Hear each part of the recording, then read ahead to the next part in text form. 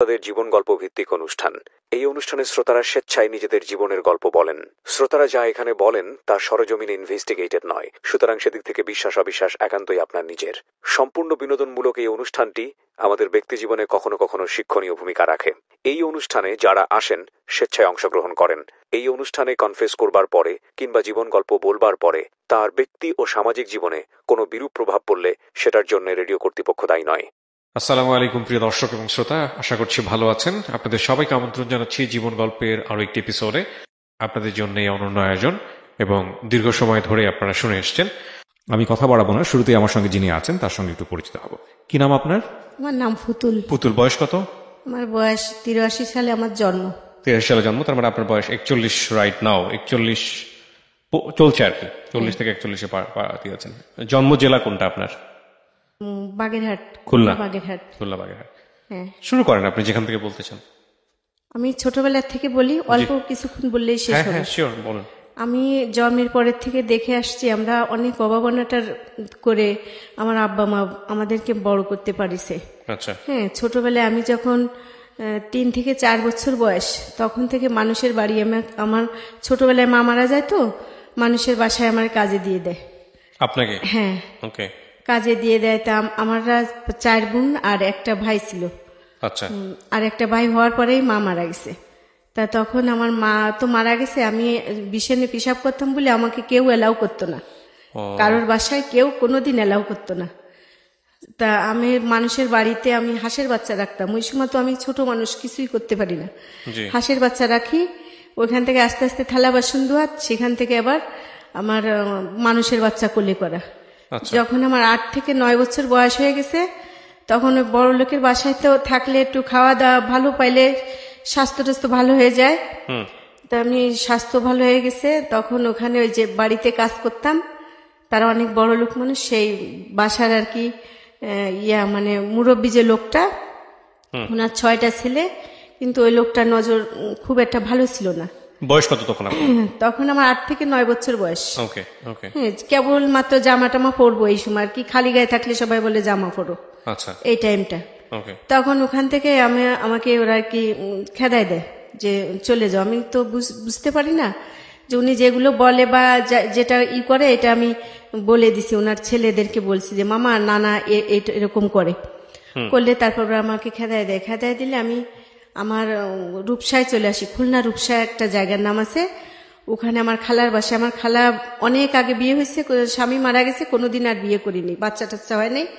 তা আমার খালা আর কি সব মানুষের বলতো যে এটা আমার ছেলে মেয়েরা।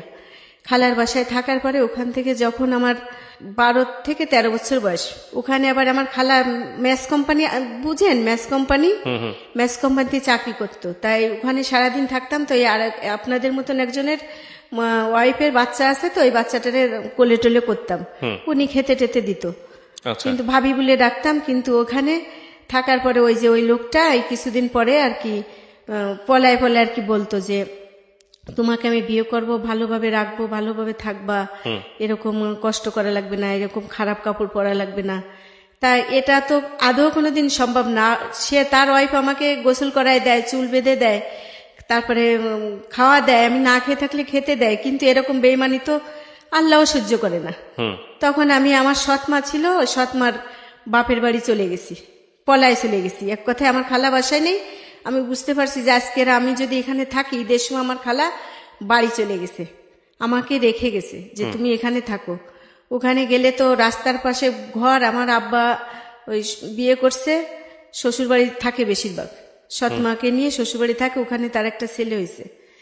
তা সেখানে থাকার পরে আমরা রাস্তার ধারে ঘর, ওই বাড়ির ভিতরে লোকজন, খারাপ লোকজন এসে তাস খেলে রাত হলে আর ডিস্টার্ব করে। এর জন্য দিনের বেলা আমরা সবাই বাড়ি থাকতাম, রাত হলে আমার বড় যে বোনটা, মেজ বোন, সে রাত হলে যাদের বাড়ি একটু ঘর দরজা ভালো আছে সেখানে যে শুয়ে থাকতো, তাদেরকে বলে যে আমাকে একটু শুতে দেন, তা মানুষ রাখতো। এই জন্য আমি আবার একটু পয়সা টসা ছিলাম, এই জন্য আমাকে আর বাড়ি নিতে সাহস পাইনি, পারতো না, ওখানে রেখে যেত। তা আমি বুঝতে পারছি যে আজকে যদি আমি বাসায় থাকি, ভাবিও আমাকে কিছু করতে পারবে না, কিছু একটা সমস্যা হতে পারে। হ্যাঁ, আর যাদেরকে ছোটবেলায় মা মারা যায়, ওরা তো অনেক জায়গায় যায়, তো ওরা বোঝে পরিবেশটা বুঝতে পারি। বুঝে আমি ওখান থেকে পলাই যাই, পলায় চুরি কেনার কথা বলে, ঈদের দিন সকালবেলা চুরি কেনার কথা বলে রেল স্টেশনের পাশ দিয়ে হেঁটে আমি আমার সৎমার বাপের বাড়ি চলে যাই। আচ্ছা, বাপের বাড়ি চলে গেলে ওখানে যাওয়ার পরে তারা একটু খারাপ চোখে দেখে কি যে আসছে, খেতে দিতে হবে, কয়দিন না কতদিন থাকে। হ্যাঁ, এইভাবে আর কি বেশ কিছুদিন আমি ওখানে প্রায় 3 থেকে 4 দিন থাকি। থাকার পরে আমার যে হাজবেন্ড, এখন যার সাথে আমার বিয়ে হয়েছে, এই লোক ওরা ওখানে, উনি আবার মাছ ধরতে গেছে। মাছ এই পুকুরে পুকুরে মাছ ধরে না, জি, এই মাছ ধরতে গেছে। মাছ ধরতে যে তখন ওখানে গেছে, তা যার পরে আমার এই সৎমার ভাই উনি আর কি বলছে যে এই আমার এই ভাগ্নিটাকে ভালো ছেলে ভালো বিয়ে দিয়ে দেবো। তখন এরা বলছে কি, এই লোক বলছে কি যে মেয়েটাকে দেখালে ভালো হতো। তখন আমাকে দেখাইছে, আমি একটা হাফ প্যান্ট পরা, বেশ ভালো কাপড় নাই তো, আর এমনি ফুরাক ফরা, সামনের থেকে কুচি দিয়ে একটা ফুরাক ফরা। আমি ওখানে আমাকে দেখছে, দেখার পরে অনেক কয়জন ঢুকছে, সেও ঢুকছে, আরো লোকজন ঢুকছে। আমি মনে করছি যে অন্য কোনো ছেলে হবে, যেহেতু তার বয়সটা অনেক, সে আগে বিয়ে করছিল, সে 7 বছর সংসার করে চলে গেছে, তার কারণে উনি ওখানে, আমি মনে করছি অন্য কোনো ছেলে হবে। তখন আমি বলছি যে ঠিক আছে দেখা যাক, আমার আব্বা, মেজ বোনের বিয়ে হয়নি তো, ওরা যখন বলছে তখন আমি আমার আব্বারে বললে আব্বা যদি বিয়ে দেয় তাহলে বিয়ে বসবানি। ছোট মানুষের মন যেটা বলে এটাই বলছি। বলার পরে তাহলে সন্ধ্যার সময় মাগরিবি আজানের পরে বলছে চলো সিনেমা দেখে আসি, যাবা? হ্যাঁ, আমার সেই মামি, তারপরে খালা, তারপরে সেই মামা সবাই মিলে গেছে, আমাকেও নিয়ে গেছে। নিয়ে যাওয়ার পরে ওখানে যখন যায় শুনছে যে আমার মামা আবার খোঁজ নিতে গেছে যে এই লোকটা কি ভালো নাকি মন্দ, কোন এলাকায় থাকে, এটা জিজ্ঞেস করে উনি খোঁজ নিতে যেয়ে দেখে যে লোকটা খুব একটা ভালো না, আর আগে ওয়াইফ ছিল, সে চলে গেছে, আর সাল ছিল কিছুই নাই। ব্যাচেলার জীবনে ব্যাচেলার থাকে। তখন আর কি খোঁজ নিয়ে এখন উনি আর সরে আসতে পারেনি, আমাদেরকে টিকিট কেটে হলে ঢুকায় দিয়ে উনি যখন খোঁজ নিয়ে আসতে গেছে ওনাকে আটকায় রাখছে। আচ্ছা, আটকায় রেখার পরে তারপরে হচ্ছে আমার মামারা আটকায় রেখে বলছে যে কোন হলে আছে। তখন উল্লাসিং নামের একটা হল আছে খুলনায়, ওখানে ওই হলের কথা বলছে। আমি ওখানে যে ওরা আমাকে ধরে নিয়ে আসছে, আমাকে, আমার মামিকে, ওই খালারের সবাইরেই ধরে নিয়ে আসছে, ডেকে নিয়ে আসছে আর কি। ডেকে নিয়ে আসে এক পর্যায়ে বিয়েটা জোর করে হয়েছে। আপনার বয়স কত তখন যখন বিয়ে? তখন আমার বিয়ে বয়স 12 থেকে 13 বছর। তখন ধরে নিয়ে আসছে মানে রিক্সায় করে আমাদেরকে, আমরা শেষ হয়েছে, আমরা বেরোয় যখন রিক্সা ঠিক করেছি, আমার মামি বলছে তোর মামা তো আসলো না, তাহলে আমরা চলে যাই। তখন আমরা যখন রিক্সা উঠছি, রিক্সা ওঠার পর ওরা বলছে যে এই রিক্সা এদিক যাবা না, আমি যেভাবে বলি এইভাবে এদিক যাও। জোর করে রিক্সা করে নিয়ে আসছে। আনার পরে এখন যদি আমি যদি বিয়েতে রাজি না হই, ওখানে অন্তত 10 থেকে 20 জন লোক আছে, এটা খারাপ কিছু হবে, যেহেতু জিন্দেগিতে আর বিয়ে হওয়ার মতন পরিস্থিতি থাকবে না। তখন আমি চিন্তা করলাম ঠিক আছে, তাহলে বিয়ে যদি হতে হয় তাহলে হোক, সমস্যা নেই। কিন্তু উনি যে ছেলে আমি জানতাম না। তখন আমাকে ওখানে যে কলমা জিজ্ঞেস করতেছে, আমি কিন্তু লেখাপড়া জানি না, জিজ্ঞেস করতেছে কাজী সাহেব যে মেয়েকে। তা আমি বলছি কি যে তা তো আমি জানতেছি না, ছেলেকে মেয়েকে তাও জানি না, কিন্তু আমারও বিয়ে আমি জানি, এটা আমি বলছি। বললি কাজী সাহেবরা ওরা জিজ্ঞেস করছে মেয়েটা কই, তখন যখন দেখায় দিছে কাজী সাহেব বলছে এই বিয়েটা আমি পড়াতে পারবো না, কারণ তো মেয়েটা অনেক ছোট। হ্যাঁ, তখন কাজী সাহেবরে ধমক টমক দিছে, একটা মায়েরও দিছে। দেওয়ার পরে তখন বিয়ে উনি আর কি আমাকে বলছে তুমি সই করতে পারো? তা আমি বলছি যে না আমি সই করতে পারি, আমি টিপ দিছি। বিয়ে না হলে আমার মামির বাড়ি, আমার বিয়ের 11 দিন পরে বাচ্চা হয়েছে, তাহলে কত সিরিয়াস অবস্থা, একটা সমস্যা হবে, গায়েটায় হাত দিচ্ছে লোকজন। এইভাবে বিয়েটা হয়েছে। তাও যখন আর কি বিয়ে হয়ে যাওয়ার পরে যখন এই যে একটা মালা বদল করে না, মালা ফরায়, জরির একটা মালা নিয়ে আসছে, একটা নাকফুল আর একটা শাড়ি দিয়ে বিয়েটা হয়েছে। মাত্র 6,000 টাকা কাবিন করছে। জিজ্ঞেস করছে তোমার কে কে আছে, আমি তো বুঝতেছি না যে কার সাথে বিয়ে হচ্ছে, কি সে লোক কি আদৌ ভালো হবে কি না। আমার বড় বোনকে দেখে দেখে একটা শিক্ষা হয়েছে, তো এই জন্য আমি তো বুঝতেছি না। যখন মালাটা পরাতে গেছে আমি দেখি যে লোকের এই তো বড় এই চাপ দাড়ি আর কালো, বেশি মোটা, দেখে আমি বলছি আল্লাহ, তো আমার আব্বাসিও বড়। আকাশ ভেঙে তো মাথায় পড়েছে, আমি অনেক কান্না টান্না করেছি, কিন্তু ওইসব আবেগের কান্নায় তো আর কিছু হবে না। যাই হোক বাসায় নিয়ে আসছে। বাসায় নিয়ে আসার পর বলছে যে আমার নিজস্ব রিক্সা আছে, নিজের মুদির দোকান আছে, তারপরে আমার নিজের বাড়ি আছে, এসব বলে টলে বিয়ে করেছে। আসার পর দেখি একদম অনেক খারাপ একটা বস্তি, সে বস্তির ভিতরে 100-র উপরে ঘর, একটা গোল পাতার ঘর, মাটির ঘর, সেখানে নিয়ে আসছে। নিয়ে আসার পরে বস্তির লোকজন অনেক দেখতে আসতেছে, বিয়ে করে নিয়ে আসছে। তখন এই যে বাচ্চারা দেখতে আসে, পা পড়ায় ধরছে। আমিও তো সে বাচ্চা মানুষের মতন, আমি আবার বউ মানুষ, একটা বাচ্চারে মার দিছি। আমি বলছি এই আমার পা পড়ায় ধরলো কি জন্য। সেই সময় ল্যাম্প জ্বালায়, সবাই দেখতেছে, দেখে টেকে আর বুঝতেছে না। সকালবেলা দেখে যে এ তো একদম ছোট একটা মেয়ে। তখন অনেকেই জিজ্ঞেস করছে, সামনে আর তো জিজ্ঞেস করে না, পিছনে পিছনে জিজ্ঞেস করে যখন না থাকে, যে তোমার কেউ নেই, তোমার এর সাথে বিয়ে দিল কে? তা আমি কেউরে বলি না। তখন বুঝতে পারছে যখন, তখন আর বাসায় রাখতো না, অন্য বাসায় নিয়ে রাখতো। রাইখে তারপরে যে একটা 12-13 বছর মেয়ের কি হয়, সাধারণত ওই অত আগে বিয়ে হলেও অন্তত 15 বছর হওয়ার দরকার, তা না হয় বিয়ে হয়েছে। যাই হোক, একটা ছোট মানুষ পালিয়ে পুষে বড় করতে গেলে একটা পাখি পাললেও মানুষ যত্ন করে পালে, তার ভিতরে কোনো যত্ন নেই, এক ধরনের দর্শন। হ্যাঁ, এইভাবে একটা ছেলে আমার কনসেপ্ট করছে, আমার একটা বাচ্চা কনসেপ্ট করছে। বাচ্চাটা কনসেপ্ট করলি আমার এত খাওয়ার কষ্ট, আগে খুব ভালো জানতো। আমি আবার খুব সাইকেল চালাইতাম, 2 টাকা 5 টাকা দিলে 5 টাকা দিলে ঘন্টায় 1 ঘন্টায় চালাইতে দিত সাইকেল। বউ মানুষ, আমি বুঝতাম না, কাপড় চোপড় দিত না। তা কি করব আমি, ওই যে তারে যে গেঞ্জি আছে, এই গেঞ্জি পরতাম। আর ওই যে বিয়ের সময় যে একটা সায়া, একটা ব্লাউজ, তাও আর এক মহিলার গাঢ়, ওই ব্লাউজটা আমার শরীরে ফিটিং হয় না, ব্লাউজটা ঢিলা হয়ে যায়। তারপরে ওইটা পরি আর ওই গেঞ্জিটা পরি এইভাবে। তারপরে আর একজন শাড়ি দিল, এক আত্মীয়। আর আমার ভাসুর আছে, ভাসুরের 11টা ছেলে মেয়ে। ওই সংসারে সব কাজ কাম করা লাগে, থাকা লাগে, খাওয়া লাগে। সে ঘরে কোনো বাজার টাজার করে না, মদ খেয়ে আসে। যেমন মানুষ টাকা দিয়ে যেমন একটা নারীকে যেভাবে ব্যবহার করে, গার্জোর এইভাবে যাই হোক, একটা ছেলে হয়েছে। ছেলেটা যখন 21 দিন বয়স, তখন বাচ্চাটাকে আমি নিজে মেরে ফেলছি। কিভাবে মেরে ফেলছি, যে সবাই বলে 21 দিন গেলে ওকে আতুরে গোসল করাতে হয়। আবার বাচ্চা তো বুকে দুধও পায় না, বুকে দুধ মানে আপনি না জেনে বলতেছেন এটা, নাকি জেনে শুনে মেরে ফেলছেন? মানে না জেনে মেরে ফেলছি। এক্স্যাক্টলি তাই বলেন, মানে আপনি যেভাবে বলছেন তাতে মানুষ আটকে উঠবে আর কি। হ্যাঁ, ওকে। বুকে দুধ পায় না, ওরা মিস্ত্রির পানি খাওয়ায়, একটু দুধও কিনে দে না। যে লোকটার এত বয়স হয়েছে, সেই লোকটার একটা ফিরে বাচ্চা হয়েছে, আগের বউ চলে গেছে, সে তো বাচ্চাকে অনেক আদর করার কথা, সেটা কিছুই না। বাচ্চাকে মিস্ত্রির পানি খাওয়ানো, বুকে দুধ নেই, বাচ্চা দুধ খেতে পারে না। তারপরে বলে যে 21 দিন গেলে গোসল করাতে হয়। তা আমি ওই বড় মাছের গামলা আছে, মাছের গামলায় করে আমি 1 গামলা পানি দিয়ে ওর ভিতরে গোসল করাইছি। আর ওই যে হাতে থেকে পড়ে যখন পানি গিলতেছে, আর আমি মনে করতেছি ওর পেটে মনে খিদে আছে, আরো পানি খাওয়াইছি। খাওয়ানোর পরে এখন তো একদম মরে যাওয়ার মতন হয়ে গেছে। আধা ঘন্টার বেশি ধরে গোসল করাইছি। আর সারা এই 21 দিন ধরে শুধু তেল পানি মাখা নয়, তেল কাস্টারটা এখন যেমন বুঝি, ওই সময় তো বুঝতাম না। তেলের একটা ময়লা হয়েছে, ওই ময়লা ডলে ডলে উঠাইতেছি সাবান দিয়ে। পরে লোকজন এসে দেখতেছে, কয় কি করে রে এতক্ষণ ওই জায়গা।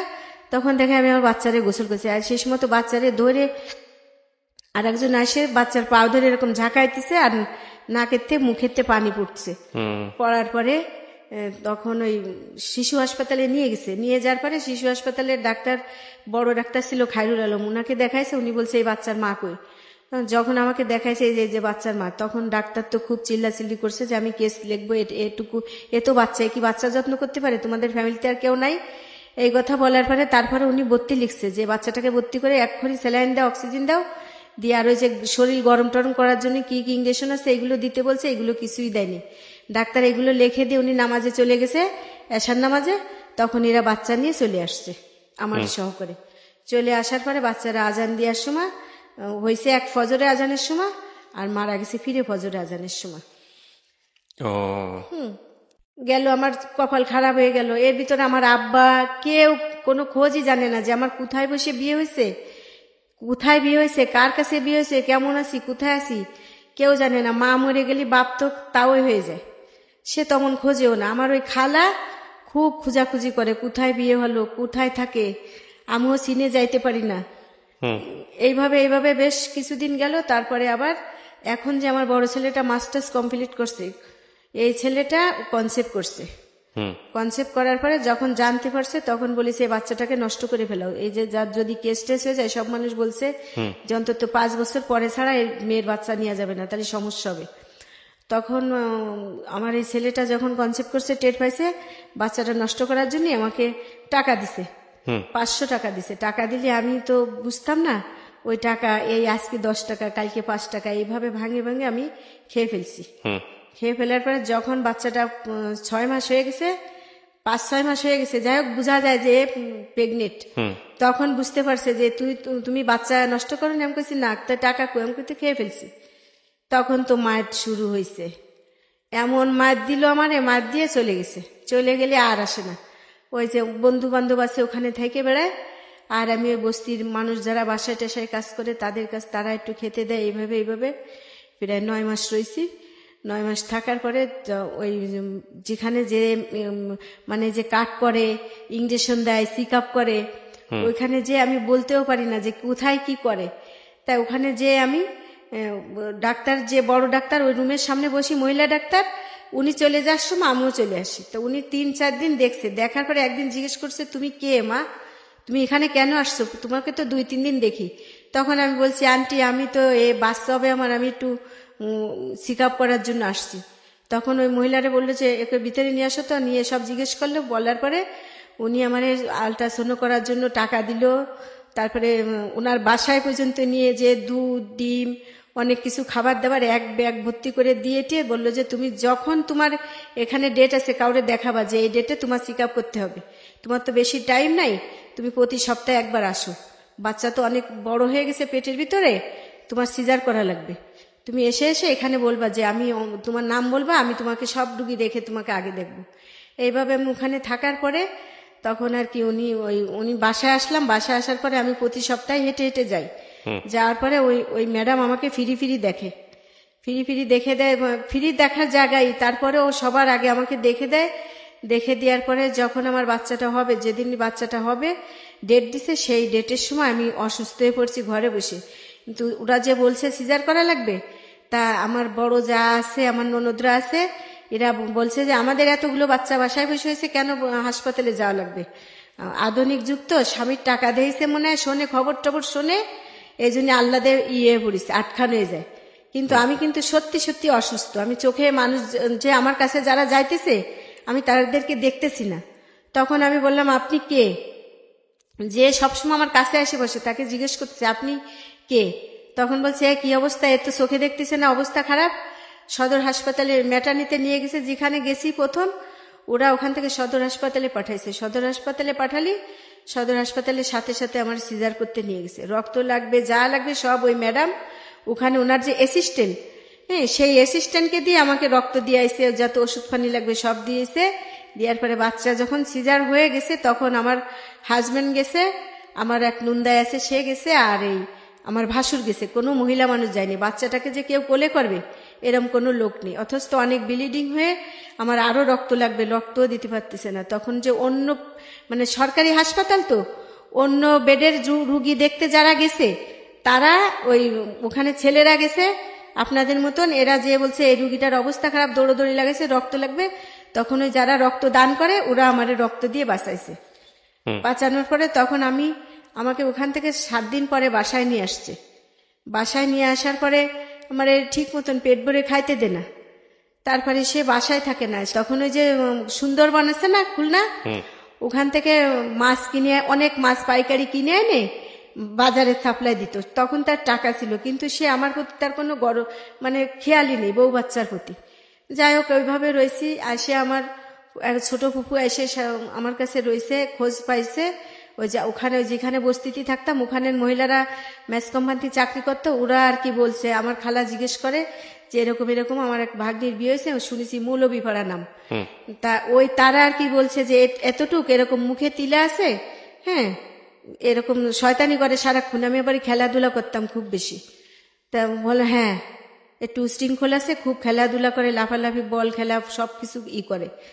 তখন বলছে হ্যাঁ। তারা এসে বাসা চিনিয়ে দেওয়ার পরে, এই যে আমার আব্বারা আসা যাওয়ার পরে আমারে দেখে। তারপরে ওই ছোটবেলায় আমার মা যখন ক্যান্সার হয়েছে, আমার ভাইটা পেটে থাকতে বড় বোনের বিয়ে হয়ে গেছে, তো তা আমার মার আবারই বাচ্চা পেটে, তা ওই বড় বোন ওই যে সুখী বড়ি খায়, আমার মা পেটে ব্যথা করলে ওর একটা বড়ি খায়, মাথায় ব্যথা করলে ওর একটা বড়ি খায়, খেয়ে খেয়ে আমার মার নাড়িতে ক্যান্সার হয়ে গেছে। তা ওই সময় আমার মা অনেক অসুস্থ। তা আমার আব্বা, আমার মনে আছে, আমি আর আমার একটা ভাই, হাত ধরে নিয়ে শীতের দিন অনেক বোরে অনেক দূরে দূরে যে সাহায্য চাইতে যেত, তা মানুষ দিত না। জোয়ান মানুষ কিসের সাহায্য দেবো, তা বুঝতাম না তো। তা আমি ওই বড় বোনের বিয়ে হয়েছে, শুধু এই যৌতুক চাইতো, এটা ওটা চাইতো, তাই গাছ বেচে টাকা দিছে। এটা দেখছি, দেখার পরে আমি বলেছি কি আব্বা, আমি যদি বড় হই তাহলে আমি এই জায়গার ভাগ পাবো, আমি গাছ পাবো না, যে গাছ বেচে আমার বিয়ে দিবা না? হয় দেবো তো।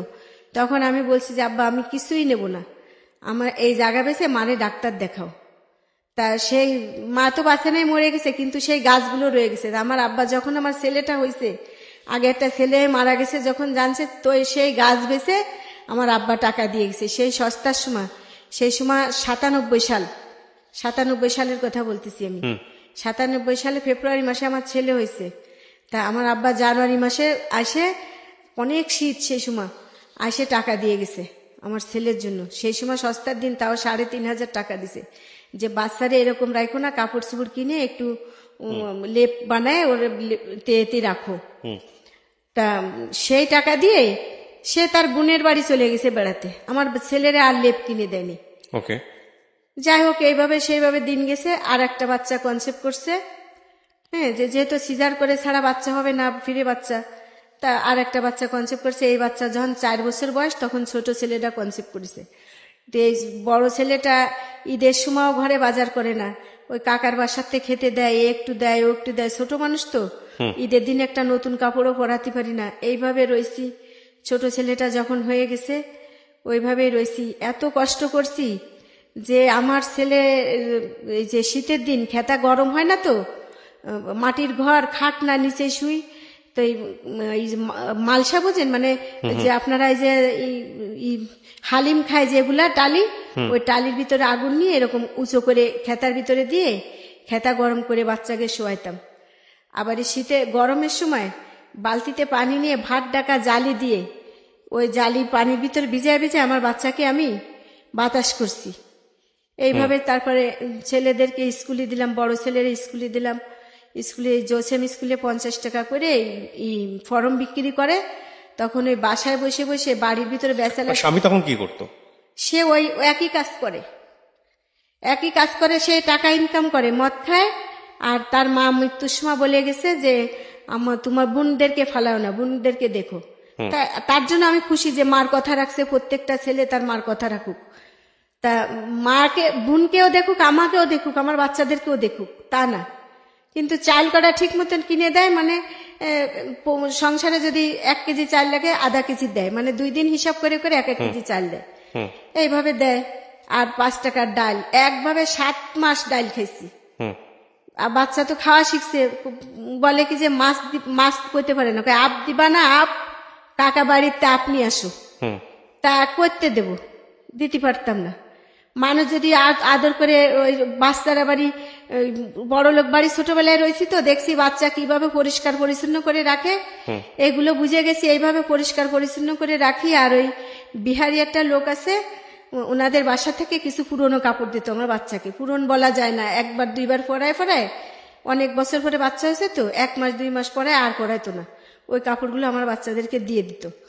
তাই আমি ওই গাছের ছাল আছে না, এই ছাল রান্না করতাম, তখন ভালো ছাই হতো, সাদা ছাই, ওই ছাইটা রাত্রিবেলা পানির ভিতরে ভিজায় রাখতাম, ভিজায় রেখে সকালবেলা সাবান নিয়ে কি করব, ওই পানি উপর থেকে চাইকে ওর ভিতরে আমার বাচ্চার কাপড় চোপড় কাচতাম। সাবান কিনে দিত না।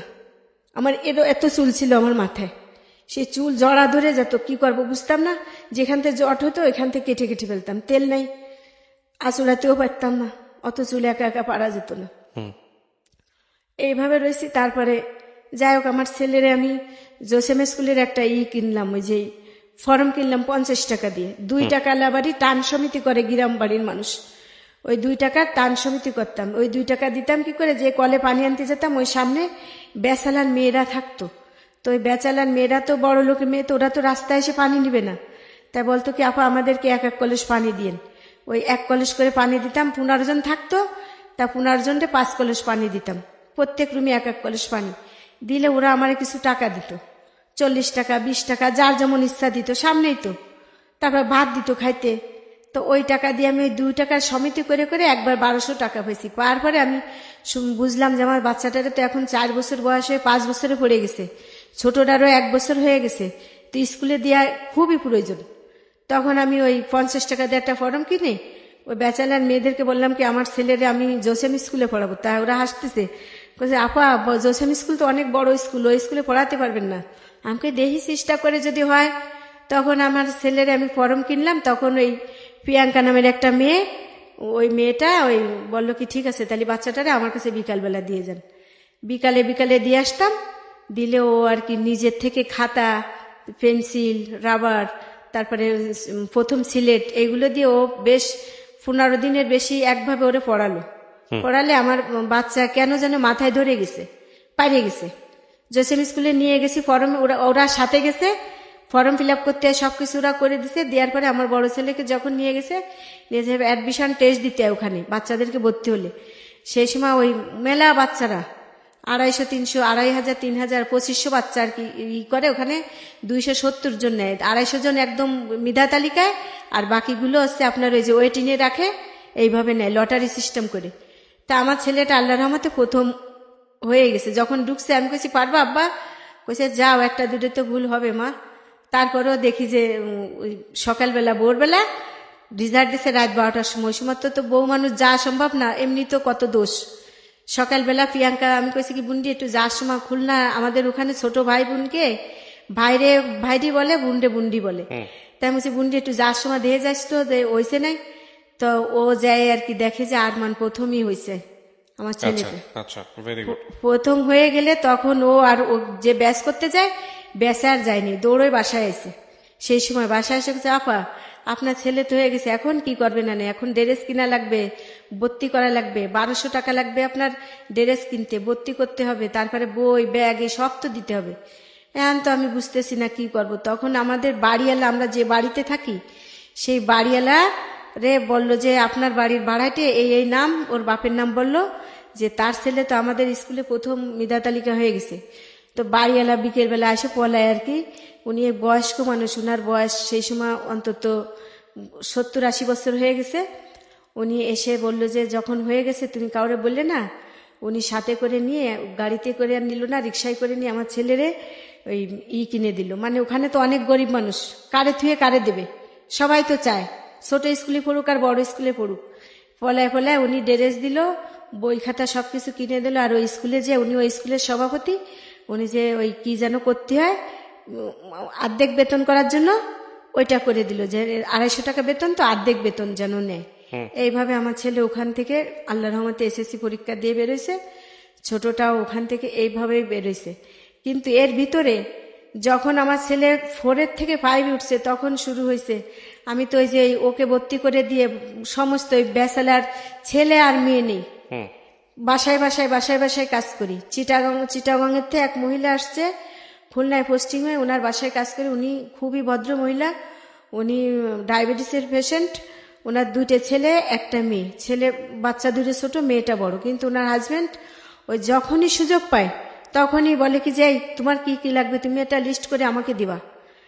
যখনই সুযোগ পায় এটা বললি আমি মনে মনে চিন্তা করলাম কি যে আমার মা বলতো স্বামী ছাড়া অন্য পুরুষ তো জাহান্নাম ছাড়া আর কিছু না। তো উনি আমাকে ফলায় ফলায় বলবে কেন, দিতে হলে সামনেই দেবে। তখন আমি ওই আপারে বললাম যে আপা আমার যদি কোনো কিছু দরকার হয় আপনি আমারে বললেন, আপনার কাছে আমি চাবো, আমি দুলোবাইয়ের কাছে কি চাবো, দুলোবাই তো আমার এটা বলে। তো উনি বুঝে গেছে যে কি বলতে চায়। তখন বলিছে যে ঈদের সময় আমার একটা নতুন কাপড়ও দিল না আমাকে। উনি 2000 টাকা দিল বেতন দিয়ে, আর 200 টাকা বেশি দিয়ে বললো যে কালকে থেকে তুমি আর কাজে এসো না। যাই হোক আমি ওখান থেকে আর ওনার বাসায় কাজে গেলাম না। এইভাবে অনেক বাসায় কাজ করে করে করে আমার ছেলের আমি 8 উঠাইছি। 8 উঠানোর পরে তখন অনেক খরচ বেড়ে গেছে, কোচিংয়ে দেওয়া লাগে, তারপরে বাসায় টিচার দেওয়া লাগে। এগুলো পারবো কি করে? আবার ছোট বাচ্চাটাকেও ভর্তি করে ফেলেছি ওই একই স্কুলে। ভর্তি করার পরে আমি যখন আমার ছোট ছেলেটা ভর্তি করার পরে ও তো স্কুলে পড়ে, ও ভালো রেজাল্ট করছে প্রথম পরীক্ষায়, ছোট মানুষ তো। তারপরে এইভাবে থাকতে থাকতে আমি খুলনায় বাসায় কাজ করে যেভাবে আল্লাহর রহমতে আমি চলতেছে, না খেয়ে থাকি না। পরে ছেলে নামে মিথ্যে বললে আল্লাহ আমার তো ছেলে দিছে, আমার তো মেয়ে নেই, আমার পুতির বউ এসে বলবে আমার ছেলে নামে মিথ্যা কথা। ডাল দিক শাক দিক একবেলা দিক দেয়, কিন্তু আর কোনো কিছু না, আর ওই স্কুলে যেতে দেবে না, এটাই তার অভিযোগ। যে স্কুলে যে কি ব্যারিস্টার হবে, বিলাত পাঠাবা। তা আর আমি চিন্তা করি যে স্কুলে না গেলে যে সমাজে যে আমি লেখাপড়া জানি না, আল্লাহর রহমতে ভাগ্য পরিবর্তন হবে না। হ্যাঁ, হ্যাঁ, তো জীবন ভাগ্য পরিবর্তন হবে না তো। আর অশিক্ষিত মানুষ হচ্ছে সমাজের একটা বুঝা। তা আমি কেন আমার ছেলে পড়বে না? যখন স্কুলে যায় আমার ভাসুরির বাড়ির ছেলেরা ডেকে বলে, যে বড় ভাসুরির ছেলে ডেকে বলে, না না এদিকে আসো, তোমার মা তোমাদেরকে বিলাত পাঠাবে না, না তোমরা ব্যারিস্টার হবা, মাছ বেছো মাছ বেছো, মাছ বেছে খালি আমরা মাছ বেছে খেয়ে বড় হয়েছি, এই সমস্ত বলতো। আর বলতো যে এসএসসি পরীক্ষা, এসএসসিও বলতো না, কত মেট্রিক পরীক্ষা দিতে পারলি হাতের তালে পশম জ্বালাবে। হ্যাঁ, কি হলো তারপরে? যাই হোক এইভাবে রয়েছি। থাকার পরে আমি তো জীবনেও কোনোদিন ঢাকায় আসতে চাইনি। আমারে ঢাকায় ওর আব্বুই পাঠাইছে, কাজে পাঠাইছে ঢাকায়। ঢাকায় আমার ছোট ছেলেটা ডায়রিয়া হয়েছে, হাসপাতাল থেকে বাড়ি নিছি, আজকে বাড়ি নিছি, সকালবেলা আমাকে ঢাকায় পাঠাইছে। ঢাকায় পাঠালে আমি যখন ওই যে কলতা বাজারে লবণে পেট্টার ওখানে যে ঢাকা মেডিকেলে যেসব মেয়েরা ইন্টার্নি করে ওই যে ডাক্তার হওয়ার জন্য, আমি ওখানে ওদেরকে ওখানে কাজ করতাম। কাজ করতে ওখানে আসি, পাঠাইছে 1 সপ্তাহের জন্য। ওখানে আমি 3 মাস রয়েছি। 3 মাস থাকার পরে সে যে পুরুষ মানুষ, সে তো বলবে যে আমার ওয়াইফকে অতদিন রাখা যাবে না, সে কিছুই বললেন, সে আরো খুশি। যাই হোক, আমি ওখানে 3 মাস থাকার পর আমি চিন্তা করলাম যে সে যদি কাজ করে আমার বাচ্চা মানুষ করতে হয়, তাহলে আমি খুলনায় ওই সারাদিন কাজ করে আমি 400 টাকা ইনকাম করব না, আমি ঢাকায় কাজ করব।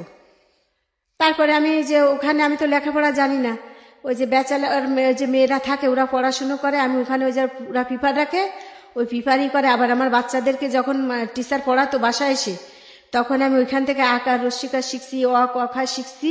শিখে শিখে আমি ওই মাথায় রেখে রেখে একটু একটু করে লেখা ফলায় ফলে একটু লেখি, আবার ভালো হয় না আবার মুছি, এইভাবে বই দেখে দেখে আমি আর কি যাই হোক শিখছি। শিখার পরে আমি পত্রিকা, ওই যে ব্যাচেলার মেয়েরা খুলনায় চলে গেছি 3 মাস পরে, ব্যাচেলার মেয়েরা ওই যে পত্রিকা রাখে চাকরির পেপার, যে ওখানে ই করে, তখন আমি দেখছি এমপি বাড়ি, ওনার শাশুড়িকে দেখাশোনা করার জন্য একটা লোক চায়, ভালো সৎ লোক চায়, একটা মোবাইল নাম্বার দিয়ে দিছে। তখন তো আমার মোবাইল নেই। তারপরে আমি ওখানে ওই নাম্বারে যোগাযোগ করছি। তারপরে আমি ওখানে যোগাযোগ করার পরে আমি ঢাকায় আসছি। ঢাকায় আসার পর ওনার ওখানে আমি কাজ করছি 3 বছর। 3 বছর কাজ করার পরে তখন ওই স্যারের শাশুড়ি বলল যে উনি তো এখানে হাত দিলে হাত ঢুকে যেত, মানে ঘরের ভিতরে লোকও যেত না, গন্ধ হয়ে যেত, বাসায় বিছানে পিসাব পায়খানা এগুলো করতো কাজের লোক সবসময়। সবাই তো হালাল রুজি করতে বুঝে না। তা আমি ওনারে ওই উঠায়, আমি এবারে যে খুলনায় যখন রয়েছি হাসপাতালেও কাজ করছি। হাসপাতাল মানে কি একটা ক্লিনিকে, ওটিতে অপারেশন হলে গামলা বাটি বুটি ধোয়া, আবার স্যাররে দেখতাম যে কিভাবে ড্রেসিং করতো, কিভাবে কি করতো, এইগুলো দেখে দেখে আমি ড্রেসিং করা এইগুলো শিখছি। তারপরে একটা দুটা মানে স্বাভাবিক যদি কেটে টেটে যায় সেলাই টেলাই করা, এগুলো আমি শিখে ফেলেছি। ওইগুলো দেখে আমি খালা মারে আসে ঠিক ওইভাবে ওই ওষুধ ওনার মেয়েদেরকে বললে ওরা ওইসব আইনে দেওয়ার পরে আমি ওনাকে ড্রেসিং টেসিং করে তারপরে ভালোই যত্ন করে ওই ঘাট আর কি মোটামুটি সারিয়ে গেছে। সারে যার পরে উনি যখন সুস্থ হয়েছে কথা বলতো না, মানে খেতে দিত না, স্যুপ টুপ এইসব ধারণা খেতে দিত যে পায়খানা করবে, কিন্তু উনাকে আমি পলায় পলায় ভাত খাওয়ানোর পরে ওনার আর কি ব্যথাটাও সারে গেছে। আর ওরকম ডাক্তার এসে দেখে দেখে বলছে আগের চেয়ে অনেক সুস্থ আছে। যাই হোক, উনি সুস্থ হলে ওনার মেয়ে, উনি বললে তুমি কি চাও? আমি বলছি ম্যাডাম আমার তো কিছুই নেই, আমার যদি খালাম্মা তো ভালো হয়ে গেছে, বলছে যে আমার মা ভালো হয়ে গেলি তোরে আমি খুশি করবো, তা আমার যদি একটু জায়গা কিনে দিতেন, 1 কাঠা জায়গা, তা আমার আর কিছু জীবনে চাওয়ার নেই, আমার তো বাপের বাড়িও কিছু নেই আর শ্বশুর বাড়ি তো নেই। তখন ওনারা আমাকে খুলনায় জায়গা কিনে দিছে। আচ্ছা, জাকাতের টাকা দিয়ে 2 কাঠা মানে 3 কাঠা সে অল্প একটু কম জায়গা কিনে দিল। জায়গা কিনে দিলে টাকা পাঠায় দিছে ব্যাংকে, অন্য একজনের ব্যাংকের মাধ্যমে টাকা পাঠায় দিল। আমার হাজবেন্ড করছে কি, ওই জায়গা সব ওর নামে লিখছে, মানে ওই যে আগে আগে যা উকিলের বাড়ি যে লিখতে হয় না, এইগুলো লেখার পরে আমার ছেলের আমি বলছি তুই একটু যাস তো, ও যে দেখে যে ওইটা ওর কি ওর আব্বুর নামে লিখছে। তখন বলেছে মা আব্বা তো সব জায়গা তার নামে করেছে, তোমার নামে তো কিছুই না। আমি তখন বললাম ম্যাডাম এই ব্যাপার, কয় টাকা কি উঠাই দিছিস? আমাকে হয় টাকা তো আমার ছেলের উঠাই দিছি। আমাকে স্যার ম্যাডাম বলছে এক্ষুনি বাড়ি যাবি। সেই রাত্রিবেলা স্যার আমি বাড়ি গেছি। বাড়ি যাওয়ার সময় আমি এত কষ্ট করেছি যে সারাদিন তো খাই নেই, এই কাজ ওই কাজ ওই কাজ। তারপরে আমি ফেরির ভিতরে 3 বার টাকা বের করছি 10 টাকা করে, যে আমি একটা কিছু মুড়ি ঝালমুড়ি কিনে খাবার। বললাম যে না, এই 10 টাকা থাকলে 2টে কলম কিনলে 2 বার অন্তত 1 সপ্তাহ হয়ে যাবে। এইভাবে কষ্ট করে আমি বাড়ি চলে গেছি। যাওয়ার পরে বলল কি যে এই জায়গাটা এখন যদি তোর নামে হঠাৎ করে হয়, মানুষ কবে যে সুন্দরী বউ ঢাকায় পাঠাইয়ে এখন টাকা ইনকাম করে জায়গা কিনছে, তাহলে আমার নামে অর্ধেক করি, তোর নামে অর্ধেক থাক, পরে আমি তোরে লিখে দেবো। তা আমি ভাবলাম কি যে যদি লিখে আমার নাও দেয়, আমি ঢাকায় কাজ করি আর খুলনায় করি, তার নামের পরে তো আসি, তা আমি সে নিক অর্ধেক যদি নেয়, আমি যদি মরে যাই, বাচ্চারা যদি বড় হয়ে না দেখে, আল্লাহ তো দেখবে যে আমি আমার মনে কোনো দোষ নেই। যাই হোক আমি এইভাবে মাইনে নিছি। এখন আমারে বলে যে আমি সেই যে মাটির ঘর, এখন আমি সেই মাটির ঘরে থাকি, এখনো মাটির ঘরে থাকি। জায়গাটা কি হলো? জায়গাটা ওইভাবে আছে লিখা, তার নামে অর্ধেক নিছে, আমার নামে অর্ধেক নিছে, এইভাবেই আছে। কিন্তু এখন আমি আমারে বলে জায়গার ওখানে যদি যাও তাহলে কিন্তু তোমার টেংরি ঝুলে ফেলাবো। এই যে ঢাকার কথা টথা শোনে তো, নাটক নুটুক দেখে, কি ঢাকায় কথা টথা শিখছে, কয় হাত ফাত নলা ভাঙিয়ে ফেলে দেবো। আমি আর রাগ করে যাই না, ওখানে তো একটু গভীর টাইপের আছে, তা বালি ফেলাতে হবে। এই যে ম্যাডাম যদি মরে না যেত তাহলে আমি ওখানে এখনো কাজ করতে পারতাম, আমার জায়গাটা একটা ঘর রয়ে যেত। তা যাই হোক ওখানে ওইরকম ভাবেই আছে। কিন্তু প্রত্যেকটা মানুষের ধারণা যে আমি, আমার হাজবেন্ড সবসময় বলে আমার সাথে তার 2007 সালের থেকে তার সাথে আমার কোনো মানে শারীরিক কোনো রিলেশন নেই। আমি ঢাকায় চলে আসছি, ঢাকায় আসে একই কথা যে দেহর ব্যবসা করে, কিন্তু না, দেহর ব্যবসায় কোনোদিন এইগুলো করে মানুষ ভালো হতে পারে না। আর এগুলো জঘন্য কাজ, একদিন তো মরতে হবে, মাটির নিচে একদিন যাওয়া লাগবে, হিসাব দেওয়া লাগবে। আমি যদি ওইরকম কিছু হতাম তাহলে তো আমার ছেলে এখানে এসে থাকে, ছোটবেলাতে এসে থাকে, আমার পাশের বাড়িতে কাজের মানুষ নিয়ে এসে কাজ করতাম। আমি এখনো বাসায় বাসায় কাজ করি। আমার একটাই প্রবলেম যে আমার ছেলে দুটেরে, আমি যদি আমার বড় ছেলেটা অনার্স শেষ করি, মাস্টার্স কমপ্লিট করছে এবার, তা আমার যেখানে চাকরির কথা বলতে যাই সবাই মানে ফলায় ফলায় আর কি, যারা আর কি যোগাযোগ ওরে বলে, আমারে বলে টাকা চাই, কিন্তু আমাদের ইষ্টা কোনো টাকা নেই বলতে আমার আছে 60,000 টাকা আছে আমার ইষ্টা, যে ঘর করে একটু ঘরে যে যাতে একটু থাকতে পারি। আমি নামাজ কালাম পড়ি, 5 ওয়াক্ত নামাজ পড়ি, আমি তাহাজ্জুদের নামাজ পড়ি। যে আপনার এখানে আসছি আমি কিন্তু কায়জা নামাজ পড়ে আসছি, ঈশান নামাজ পড়ে আসছি, যেহেতু আমার নামাজ কায়জা না যায় যদি রাস্তায় রোডে ধরে। যাই হোক আমি ঘরের মধ্যে একটাই ঘরে, এই যে ঘরটা আমি বসছি এর চেয়ে আর একটু ছোট হবে, ওই একটা ঘরেই ছোট ছেলে অনার্সে এই যে সেকেন্ড ইয়ারে, বড় ছেলে মাস্টার্স কমপ্লিট করছে। বারান্দা আছে, সাথে একটা ছোট বারান্দা আছে, বারান্দাটায় সে থাকে। আর ওই ঘরের ভিতরে আমি যে নামাজ পড়তে পারি না, নামাজ পড়ার জায়গা নেই, খাট ফেলানো, একটা খাট ফেলানো তো, আর একটা শোকেস ফেলানো আছে কাঠের, এক বাসাওয়ালারা দিছিল। তা নামাজ পড়তে পারি না ওখানে। এই যদি নামাজে বসি তাহলে এখানে বসলে এদিকে বাদে আর এদিকে বাদে, নামাজ পড়তে পারি না। তারপরে যে অত বড় বাচ্চারা অত বড় হয়েছে, ওকে পাশে শোয়াও আমার জন্য খুবই নিজের কাছে নিজের লজ্জা লাগে।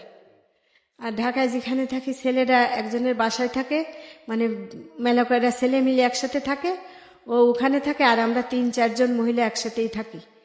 হ্যাঁ, দুইজন হিন্দু, একজন খ্রিস্টান, আর 2 জন মেয়ে, আমি মুসলমান আর একজন মুসলমান, এই কজনে থাকি। এখন কেউ পুজো করে, কেউ করে, আমার নামাজটা ঠিক মতন আমি পড়তে পারি না। আমি বাইরে বসে ছাদে বসে নামাজ পড়ি, আমরা 7 তলার পরে ছাদের ঘরে থাকি এইভাবে। কিন্তু খারাপ কাজ করে ভাই কোনোদিন হয় না। কিন্তু আমি এই জন্যই আসছি যে আপনার এখান থেকে অনেক মানুষ, আমি কোনো সাহায্য চাই না। আপনি গল্পটা কেন বললেন? গল্পটা বললাম, কোনো যদি হৃদয়বান ব্যক্তি থাকে, যদি আমার বাচ্চাটারে কেউ যদি একটু যোগাযোগ করে একটা চাকরির ব্যবস্থা কেউ যদি করে দিতে পারে, এই জন্য আসছি। আর দ্বিতীয় কথা হলো কি যে সবাই জানুক যে খারাপ কাজ করা লাগে না, খারাপ কাজ না করেও জীবনে অনেক সাকসেসফুল হওয়া যায়। আমি আমার ছেলের ফর্ম ফিল আপ করছি, আমি নিজে শরীরের থেকে রক্ত বিক্রি করে হাসপাতালে যে একজন মহিলার ক্যান্সার হয়েছে, তারা প্রতিনিয়ত রক্ত লাগতো, আমি প্রতিনিয়ত তারে রক্ত দিতাম। আর আমি রক্ত দিয়ে কচু শাক টুকায় এনে রান্না করে খেতাম, যে কচু শাক, পালন শাক, এসব শাক পাতা লাস্টে বাজারে যে এসব খেলে রক্ত হয়, এইভাবে আমার বাচ্চাদেরকে মানুষ করছি। কিন্তু সত্যিকার আমি কোনোদিন খারাপ কোনো পথে যাইনি। আপনি, আমার প্রশ্ন হচ্ছে, যে মানুষটার সম্পর্কে আপনার এত অভিযোগ, আপনার হাজবেন্ড, তো তাকে নিয়ে আপনি এত লম্বা সময় সংসার করেছেন কেন? না করে যাবো কই, যে ওই যে বড় বোনের বিয়ে হয়েছে দেখেন না, সতীনী সংসার করে মারামারি, ওই যে ওর মাথায় চুল কেটে দিছে। মেজ বোনটার বিয়ে হয়েছে, সেও এরকম একই অবস্থা। তো এখন যদি চলে যায় তাহলে মানুষ বলবে কি যে খুলনায় যে বিয়ে বসেছে একা একা আবার চলে আসে, আরো তো সৎ মা আছে, আব্বা তো মারা গেছে, আমার আব্বা মারা গেছে আমার বড় ছেলের 4 মাস বয়সের সময় মারা গেছে। আর যে জায়গাটা ছিল সে বড় বোন বেছে নিয়ে গেছে, মেজে বোনও বেছে নিয়ে গেছে, আর ভাই বাগেরটাও বেছে দিছে। কিন্তু আমার জায়গাটা আমি না বেছে, যে কবর খোলা আছে না, এই কবর খোলা জায়গাটা আমার বাড়ির জায়গাটা, যে ঢাকার লোক জায়গাটা কিনছে সবার কাছ থেকে বাড়ির জায়গা, এই জায়গাটা তারে দিয়ে ওই জায়গাটা বদল করে নিছি। কবর খোলার জায়গাটা আব্বা আমার কবর যেখানে আছে ওই জায়গাটা আমি নিয়ে নিছি। শোনেন, আপনি সংগ্রাম করেছেন, আপনার 2 ছেলে, রাইট? হ্যাঁ, 2 ছেলের, এক ছেলে মাস্টার্স পড়ছে, শেষ করছে, আরেক ছেলে অনার্স সেকেন্ড ইয়ারে। Second year. কোনো মেয়ে নাই? না। তো এই 2 ছেলে তো আপনি মানুষই করেছেন, এই 2 ছেলে আপনাকে দেখবে না? দেখবে তো, আমি তো ডায়াবেটিস হয়েছে, তারপরে আমি চোখে দেখি না ভালো। এবং এই 2 ছেলেকে আপনি এতদূর পর্যন্ত নিয়ে আসতে পারছেন যেহেতু, সুতরাং এই 2 ছেলেই আপনার ভবিষ্যৎ গড়ে দেবে। প্রথম কথা হচ্ছে এইটা। আর দ্বিতীয় কথা হচ্ছে যে আপনার সংসার জীবনে আপনি একপাক্ষিকভাবে বললেন এটা, যার সঙ্গে সংসার করেছেন একেবারে বিয়ে থেকে শুরু করে এখন পর্যন্ত, আজকের দিন পর্যন্ত হাজারো অভিযোগ তার বিরুদ্ধে। তবে এটা ঠিক যে যেহেতু আপনি সংসার করছেন তার বিরুদ্ধে অভিযোগ না বলাটাই ভালো। আমি গল্পটাতে আপনার পরিচয় গোপন করে এখানে উপস্থাপন করেছি। একটা জিনিস হলো কি, মানে আমাদের দেশের মেয়েরা কিন্তু অনেক স্যাক্রিফাইস করে, অনেক বড় বড় স্যাক্রিফাইস করে। অনেক সময় ভালো হাজবেন্ড পায় না, এবং এটা ছেলেদের ক্ষেত্রেও অনেক সময় সত্য, অনেক বেশি বেশি স্যাক্রিফাইস করে, অনেক সময় ভালো স্ত্রী পায় না। তো আমার মনে হয় যেটা, যে আপনি দিন শেষে সফল মানুষ, কারণ আপনি এত কষ্টের পরেও নিজে লেখাপড়া করতে পারেননি, কিন্তু আপনার 2টো ছেলেকে আপনি মানুষ করেছেন, তাই না? তো এনারা নিশ্চয়ই আপনার দিকে দেখবে, আর এটাই আপনার জীবনের সবচেয়ে বড় সফলতা। আর আপনি যে কথাটা বললেন সেটা তো বিশ্বাস করি, আমরা সবসময় বিশ্বাস করি মানুষ বিপথে না গিয়েও, খারাপ পথে না গিয়েও জীবনে কিছু করতে পারে। এখন আপনার হাজবেন্ড আপনাকে বিশ্বাস করে না, এটা আপনার জন্য দুঃখের, কিন্তু আপনি তো আপনার সৃষ্টিকর্তার কাছে ক্লিয়ার, তাই না? আপনি তো আল্লাহর কাছে ক্লিয়ার যে আপনি কি করছেন। তো এটাই হচ্ছে বিষয়। আমি শুধু একটা কথাই বলতে চাই গল্পের শেষে এসে, প্রিয় শ্রোতা যারা শুনলেন, যে গল্পটা আসলে একজন নিপীড়িত মানুষ, ওয়ান সাইডেড স্টোরি, ডেফিনেটলি মানে সংসার জীবনের থেকে হাজবেন্ডের এগেনিস্টে গল্প, ওয়াইফের এগেনিস্টে গল্প, এগুলো ঘরে ঘরে কমন। কিন্তু এই যে অবিশ্বাস করা, ভালো থাকা, খারাপ থাকা, সবকিছু মিলিয়ে উনি যে আসলে হারেনি, এটাকেই আমরা বড় করে দেখতে চাই, কমপ্লেনগুলোকে না। যে দেখেন ওনার 2টো ছেলেকে উনি কিন্তু মানুষ করেছে, মানুষ করার জন্য চেষ্টা করে গেছে। তো আপনি এখন এই যে ঢাকা শহরে, এই বয়সে এসে ঢাকা শহরে থাকেন কেন, এই প্রশ্নটা যদি আমি করি, কি হয় ঢাকা শহরে থেকে আপনি কি করেন? যে বাসায় কাজ করি, তো বাসায় কাজ করেন, এটা দিয়ে আপনি পরিবার চালান? এটাতে চলতে হয়, 2জনের এখনো খরচ দিতে হয়। এই 2 ছেলেকে আপনি খরচ দেন? আচ্ছা, তো আমাদের কথা থাকবে এটাই, যে আপনার জন্য দোয়া থাকবে এটাই, যে এই 2 ছেলে যাতে ভবিষ্যতে আপনার প্রতি কোনো অবিচার না করে। হ্যাঁ, আর এটাই হচ্ছে মানে বলার, এছাড়া আর কিছু বলার নেই। মেয়েরা আসলে হারতে জানে না, নারীরা আসলে হারে না, যদি, কারণ তারা যে কোনো ভাবেই হোক টিকে থাকার চেষ্টা করে। ওনার গল্পের একটা বিষয় আমার খুব মাথায় লেগেছে। দেখেন, আমি জীবনে কোনোদিন চিন্তাও করিনি এভাবে, যে সাদা ছাই সেটা ভিজিয়ে রাখলে তার পরের দিন উপরে পানি উঠতো, সে পানিটা সম্ভবত খার বা কোনো কিছু, হ্যাঁ খার, ওইটা দিয়ে হচ্ছে উনি কাপড় পরিষ্কার করতো। ওনার হাজবেন্ড ওনাকে কোনো সাপোর্ট করতো না, মানে এতটুকু পরিমাণ পয়সা দিত না যেটা দিয়ে আসলে কাপড় পরিষ্কার করা যায়। সত্য মিথ্যা আল্লাহ ভালো জানেন, কিন্তু এই যে গল্পটা, এটা হচ্ছে বাঙালি নারীর শাশ্বত চরিত্র, মানে তারা সার্ভাইভ করতে জানে, যে কোনো ভাবে হোক তারা সার্ভাইভ করতে জানে, এবং দিন শেষে তারা সফল হয়। উনিও সফল হয়েছেন, সেই জায়গা থেকে আমরা যেন কেউ হেরে না যাই। সো আমি শেষ করছি আজকের মতো।